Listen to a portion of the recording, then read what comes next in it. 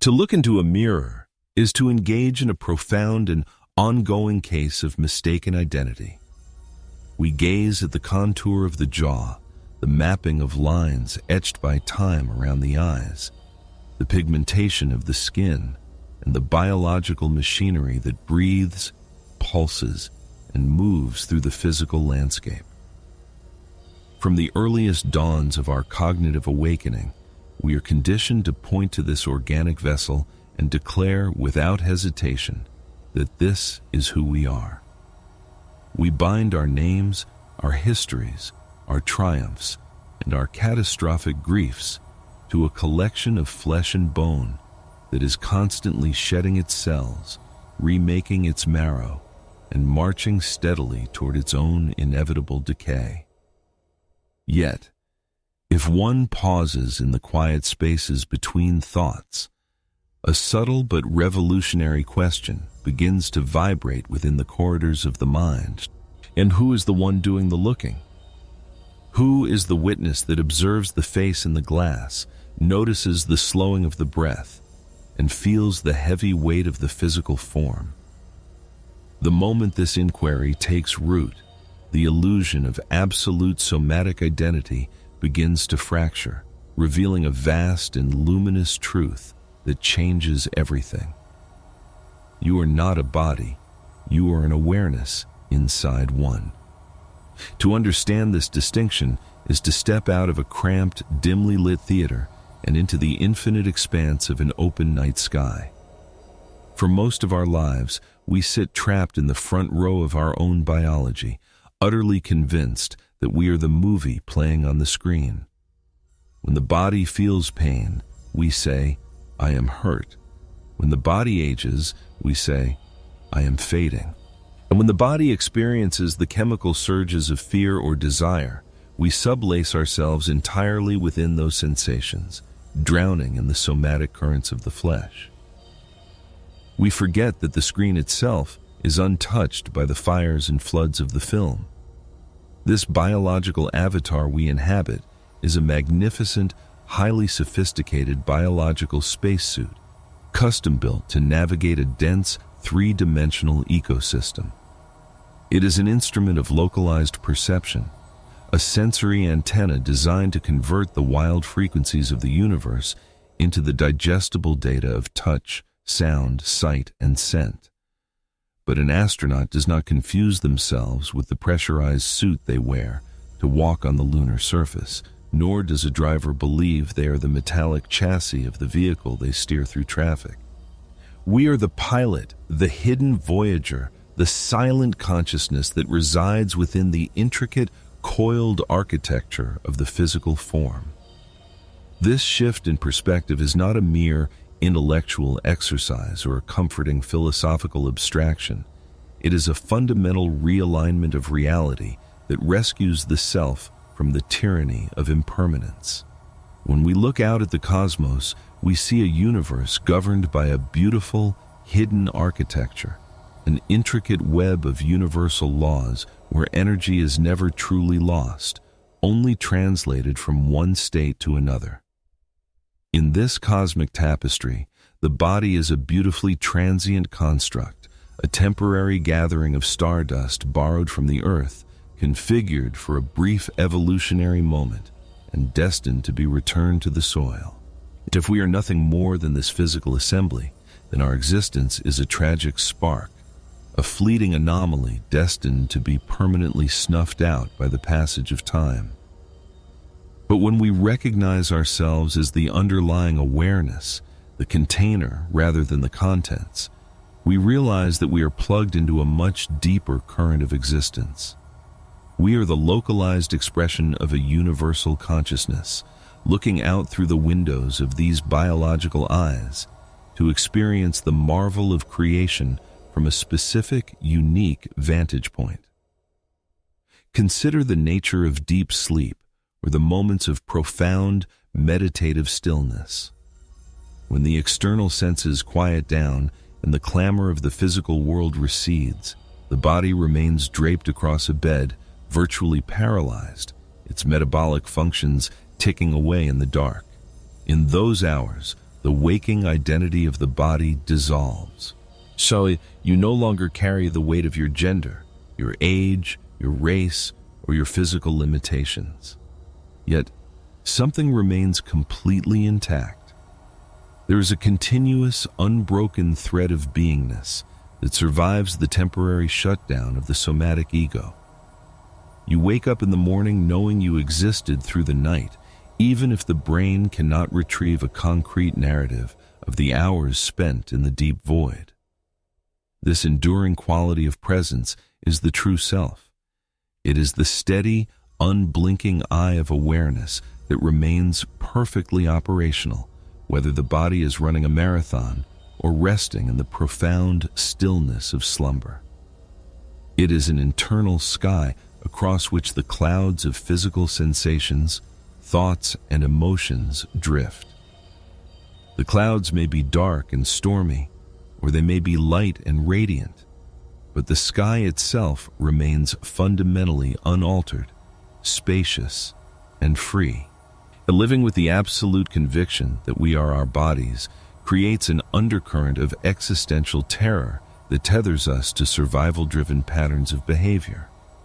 We become hyper-vigilant, obsessed with preserving the youthfulness of the skin, terrified of the creaking of the joints, and deeply defensive against any threat to our physical comfort or social status. This body-centric paradigm forces us to view the world through a lens of scarcity and separation. Because if my body is separate from your body, then we are fundamentally isolated islands competing for resources in a hostile sea. But when the locus of identity shifts from the vessel to the awareness within, the walls of isolation begin to soften. We start to recognize that the awareness operating within us is identical in its essential nature to the awareness operating within every other living being. And the shapes of the containers differ wildly, much like different glass jars holding water from the exact same ocean, but the essence within them is singular. This realization is the birthplace of true empathy and compassion, arising not from a moral obligation, but from a direct recognition of shared cosmic identity. We are currently living through an era of profound material distraction, where the external world exerts a powerful gravity, pulling our attention outward into the surface world of form, appearance, and physical metrics. We are bombarded with messages that tell us our worth is directly tied to the symmetry of our features, the agility of our limbs, and the material trophies we can accumulate for our physical comfort. It is an exhausting way to exist, a relentless treadmill where we try to fix an internal sense of emptiness by rearranging the external furniture of our lives. The realization that you are an awareness inhabiting a body acts as a cosmic emergency brake. It invites you to take a step back, to breathe deeply, and to anchor yourself in the silent, unshakable foundation of your own being. It allows you to appreciate the body for what it truly is, a beautiful, miraculous, and fragile temple that grants you passage through this physical realm. You can care for it, nourish it, and honor its limitations without ever again making the mistake of believing its boundaries are your boundaries. You are the infinite sky discovering itself through the intimate, exquisite poetry of a localized human life. To fully inhabit the reality of being an awareness inside a physical form, we must deconstruct the intricate machinery of perception that binds us to the material illusion. The primary pillar of this understanding relies on a clear experiential distinction between the object of perception and the subject that perceives.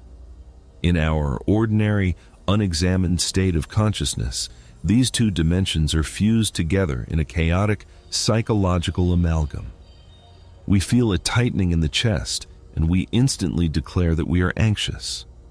We experience a wave of physical exhaustion, and we assert that we are depleted. In doing so, we commit a foundational category error, confusing the weather patterns passing through our awareness with the vast sky of awareness itself. A simple but profound universal law states that whatever you can observe cannot be what you fundamentally are. You can observe the rhythmic rising and falling of your breath, which means you are the witness of the breath, not the respiration itself. You can observe the aching in a muscle or the racing of your heartbeat, which means you are the container of those sensations, not the biochemical reactions. By consistently stepping back into the seat of the observer, the tether of somatic identification begins to loosen, and we reclaim our position as the silent, unmoving center around which the dance of biology spins. This brings us to the profound realization that the body functions as a highly sophisticated, localized filter rather than the origin point of consciousness. Modern materialist paradigms often operate under the assumption that the brain secretes thought and awareness, much like the liver secretes bile. However, when viewed through a more expansive, cosmic lens, the brain and the nervous system resemble a radio receiver rather than a broadcasting studio. The vast, undifferentiated field of universal awareness is everywhere present, but to experience the specific texture of a physical universe, it requires an instrument capable of stepping down those infinite frequencies into a localized channel. Your body is that radio. The eyes filter an incredibly narrow band of the electromagnetic spectrum, translating waves of energy into the illusion of solid objects in vibrant colors. The ears catch a minute range of acoustic vibrations, transforming the movement of air into melody and speech. If the radio becomes damaged or ages, the music playing through the speaker may distort, static may enter the transmission, or the signal may cut out entirely. Yet the radio wave itself remains completely unharmed, vibrating invisibly through the atmosphere, waiting for another instrument to catch its frequency. Your awareness is that pristine radio wave, temporarily channeled through a delicate biological antenna. As we deepen our understanding of this architecture, we encounter the concept of the somatic ego, a psychological construct built entirely on the survival mechanisms of the physical form. The body is inherently hardwired for preservation, driven by evolutionary programs designed to avoid pain, seek pleasure, and defend its boundary against an external world perceived as separate and potentially hostile.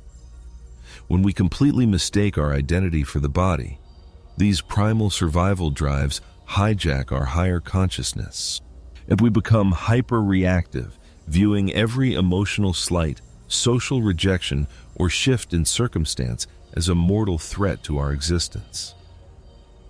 The egoic mind, terrified of its own impermanence, attempts to build a fortress out of material certainty, social status, and physical vanity. But when we anchor ourselves in the truth of our underlying awareness, the desperate urgency of the somatic ego begins to lose its grip. We recognize that the awareness within us cannot be burned by fire, drowned by water, or withered by age. It has no shape to defend, no reputation to protect, and no boundary that can truly be breached. This realization introduces a profound, unshakable peace into the human experience, transforming us from terrified survivors trying to outrun mortality into detached, appreciative witnesses of a magnificent earthly drama. And furthermore, this shift in perspective directly redefines our relationship with physical suffering and the inevitable process of aging. In a culture completely obsessed with the worship of the physical vessel, the natural decline of the body is viewed as an unmitigated disaster, a shameful descent into irrelevance and decay. We pour immense energy, wealth, and anxiety into maintaining the illusion of perpetual youth, fighting an exhausting, losing battle against the arrows of time. But when you know yourself to be the awareness inside the form, aging takes on an entirely different, almost sacred dimension. The wrinkling of the skin and the slowing of the limbs are seen as the natural weathering of the temple, the gentle fraying of the garment after a long and beautiful journey. The awareness within does not wrinkle, it does not grow old, and it does not lose its luminous clarity. And in fact, as the outer shell becomes more transparent and less demanding, the light of consciousness can often shine through with greater purity and intensity. Physical pain, while still uncomfortable, ceases to be an existential catastrophe. It is translated from an all-consuming identity into a localized sensory event happening within the vast field of your presence, allowing you to meet bodily adversity with a spacious, compassionate resilience. Finally, understanding ourselves as awareness unlocks the secret of true presence and intimacy.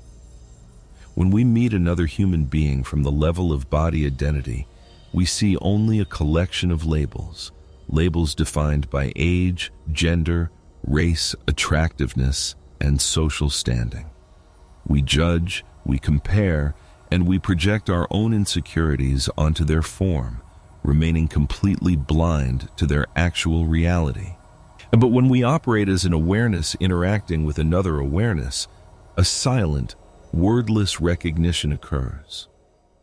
We look past the costume of the physical avatar, past the conditioning of the personality, and we perceive the exact same spark of conscious light looking back at us. It is the realization that the observer in me is fundamentally the same as the observer in you, merely looking out through a different set of eyes and a different life history. This is the foundation of genuine communion, a space where the superficial barriers of separation dissolve into an ocean of shared being. We no longer see a world of isolated, competing fragments, but rather a singular, universal consciousness playing an intricate game of hide-and-seek with itself through billions of diverse, beautiful, and temporary human expressions. To more fully grasp the invisible architectures of this inner reality, we can turn our gaze to the ancient allegories that have long mirrored the human condition back to itself. Let us imagine a magnificent, sprawling palace built in the heart of an ancient kingdom, featuring windows made of stained glass of every conceivable hue. In one chamber, the glass is a deep, fiery crimson. In another, it is a serene sapphire blue. In still others, it is a brilliant amber or a somber, muted violet. Now, imagine a singular, pure white sunlight that bathes the entirety of this palace from above, streaming through every pane simultaneously. A traveler standing inside the red room, having never stepped outside the palace walls, looks around and declares that the world is inherently crimson, that light itself is a bloody, pulsing thing. So another traveler, trapped in the blue room, argues fiercely that the universe is cold, oceanic, and sapphire. They might even wage wars over their conflicting versions of the light, entirely unaware that the coloration belongs solely to the frame of the window, while the light itself is perfectly pristine, undivided, and clear. The human body, with its unique genetic inheritance, cultural conditioning, and neurological wiring, is that stained glass window. The awareness inside is the pure, undifferentiated sunlight, taking on the temporary color of the glass it shines through, yet remaining ever untouched by the hue. Consider another narrative, born from the timeless relationship between the ocean and its countless expressions. Imagine a massive, churning sea during a seasonal storm. On the surface, millions of distinct waves rise, crest, and crash against one another. And some waves are towering and majestic, riding high on the crest of the wind, commanding the attention of all who watch from the shore. Other waves are small, frantic and brief, dissolving almost as soon as they are formed. If a single wave possesses a localized, fragile consciousness and believes itself to be nothing more than its own physical dimensions, its life is a tragedy of existential dread. It looks at the larger waves with bitter envy. It feels a profound sense of isolation from the waves around it, and it watches the approaching shoreline with a terror that freezes its very crest, knowing that its inevitable fate is to smash against the rocks and cease to exist. But if that wave suddenly remembers its true nature, it realizes that its identity is not defined by its temporary height or its fleeting contour. It realizes that it is and always has been the ocean itself. And when it crashes upon the shore, nothing is actually lost. The form changes, the localized boundary breaks, but the water simply returns to the vast, unbroken source from which it arose. We may also look to a more modern allegory, one found within the dark, velvety confines of a grand cinema theater. When we sit down to watch an epic film, our eyes are glued to the massive screen at the front of the auditorium. We watch a protagonist traverse sweeping deserts, fight terrifying battles, fall into deep romances, and suffer heartbreaking betrayals. If the storytelling is masterful, we completely lose ourselves in the illusion. Our hearts race during the action sequences, our eyes well with tears during moments of grief, and our muscles tense as if we were the ones running for our lives. And for 2 hours, we completely forget that we are sitting safely in a cushioned chair, breathing cool air in a quiet room. We have projected our consciousness entirely onto the screen. Yet, if we were to turn our heads around and look back toward the ceiling, we would see a single, steady beam of light streaming from the projection booth above. That light passes through a rapidly spinning film reel, throwing shadows and colors onto a blank white wall. The fire on the screen does not burn the wall. The tears shed by the actors do not soak the canvas. The terrifying monsters do not damage the structure of the theater. The screen remains completely neutral, receptive, and unharmed throughout the entire drama, just as your underlying awareness remains perfectly whole and untouched by the chaotic narratives of your life. Let us journey deeper into an ancient metaphor, that of the royal heir who was kidnapped in infancy and raised by a band of impoverished beggars in the city slums. Growing up on the rough cobblestone streets, the young prince learns to fight for scraps of food, dresses in tattered rags, and bows his head in fear whenever the king's guards ride through the marketplace. He lives with a permanent mentality of lack, believing that he is lowborn, unworthy, and destined for a life of relentless hardship. His entire world is defined by the desperate struggle to survive from one sunset to the next. One day, a royal advisor recognizes the unmistakable signet mark on the young man's shoulder and reveals the truth of his lineage. In an instant, without a single coin changing hands and without a single wound being healed, the beggar's reality is utterly shattered. And he does not need to earn his royalty. He does not need to build a kingdom from scratch. He simply has to wake up to who he has always been.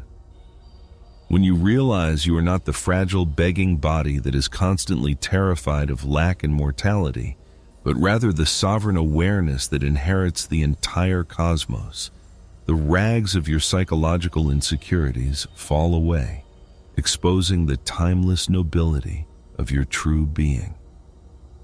Finally, imagine a vast, unblemished mirror placed in the center of a bustling, chaotic marketplace. Throughout the day, an endless procession of images passes across its polished surface. It reflects a beautiful bride dressed in white silk, a stray dog looking for food, a funeral procession heavy with grief, a raging fire in a nearby stall, and a clear blue sky overhead.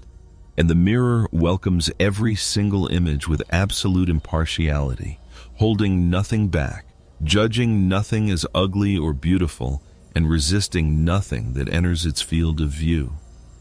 Yet, when the marketplace empties at twilight and the crowds disperse into the night, the mirror does not retain a single trace of what it reflected.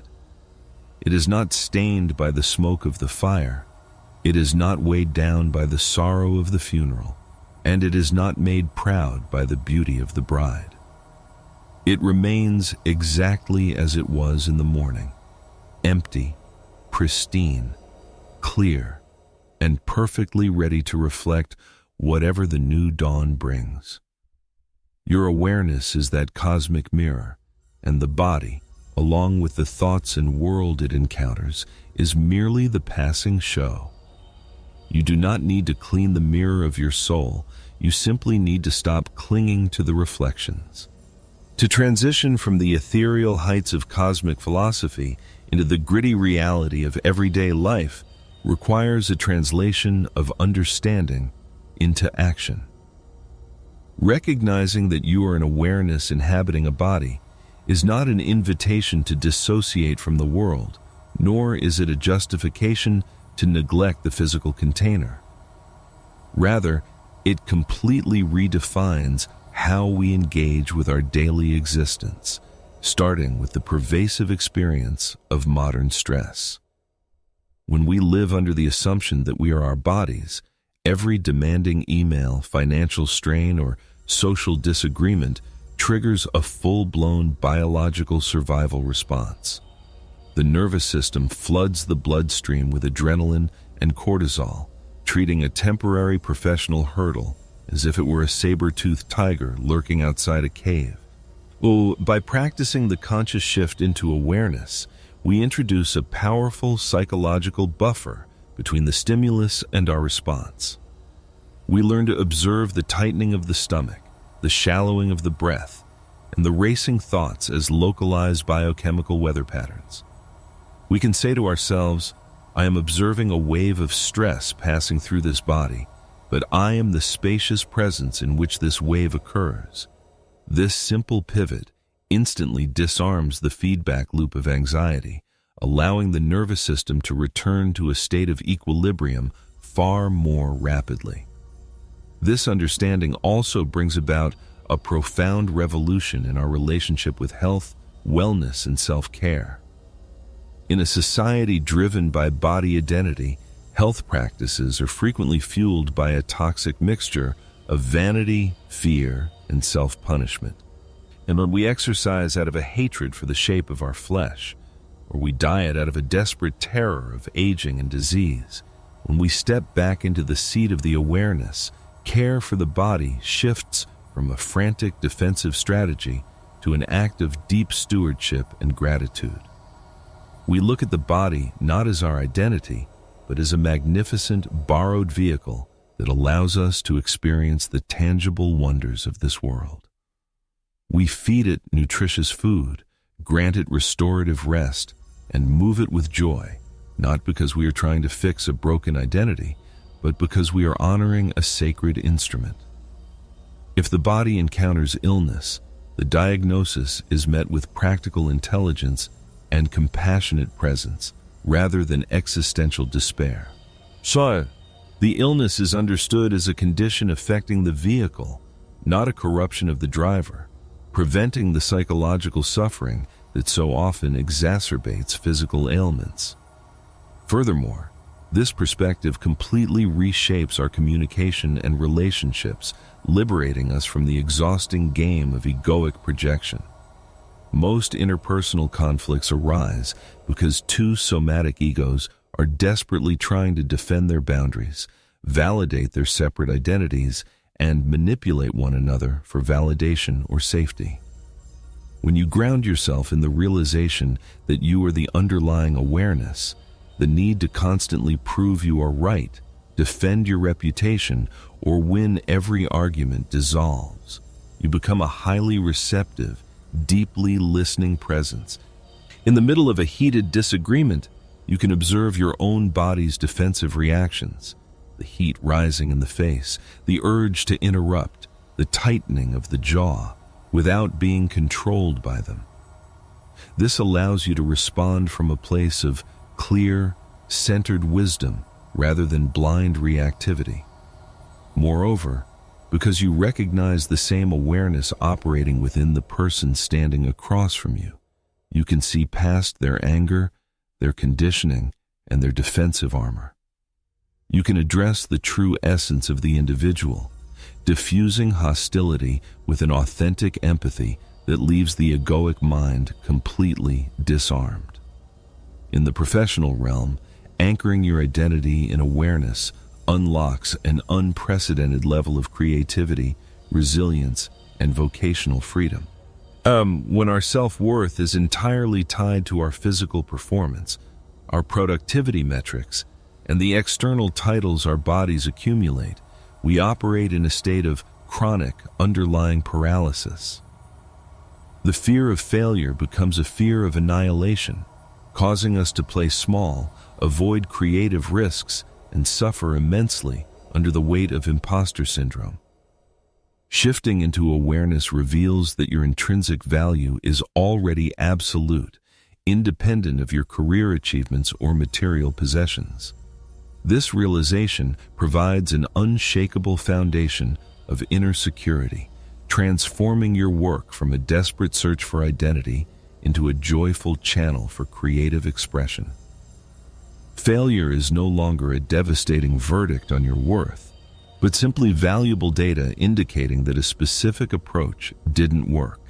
You become far more adaptable, collaborative, and innovative, because your energy is no longer consumed by the heavy maintenance of a fragile professional persona.